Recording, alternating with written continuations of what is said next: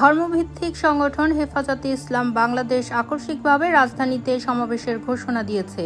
আগামী ৩ মে সোহরাওয়ার্দী উদ্যানে এই সমাবেশ আয়োজনের পরিকল্পনা করা হয়েছে।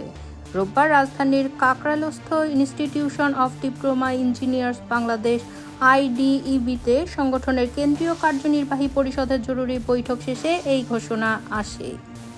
বৈঠকে সভাপতিত্ব করেন হেফাজতের আমির মাওলানা মুহিদুল্লাহ বাবুনগরী।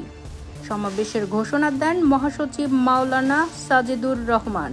এতে দলটির শীর্ষস্থানীয় নেতারা উপস্থিত ছিলেন, যাদের মধ্যে ছিলেন বাংলাদেশ খেলাফত মজলিসের মহাসচিব ও হেফাজতের যুগ্ম মহাসচিব মাওলানা মামুনুল হক।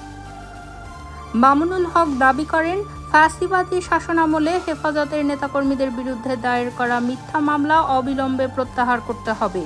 2013 সালের শাপলা চত্বরে সংঘটিত গণহত্যার বিচার না হলে আন্দোলনে আরও বিস্তৃত হবে। তিনি আরও বলেন, নারী সংস্কার কমিশনের সুপারিশ, ইসলামী উত্তরাধিকার আইন সংশোধনের প্রস্তাব এবং পারিবারিক আইনের বিরুদ্ধে হেফাজতের অবস্থান স্পষ্ট। এসব ইসলাম বিরোধী উদ্যোগ বাতিল না করলে জনগণকে সঙ্গে নিয়ে আমরা বৃহত্তর কর্মসূচির দিকে যাব। এই মহাসমাবেশের আগে সংগঠনটি ভারতীয় ওয়াকফ আইন ও ফিলিস্তিনে গণহত্যার প্রতিবাদে দেশব্যাপী এক সপ্তাহব্যাপী গণসংযোগ কর্মসূচিও ঘোষণা করেছে।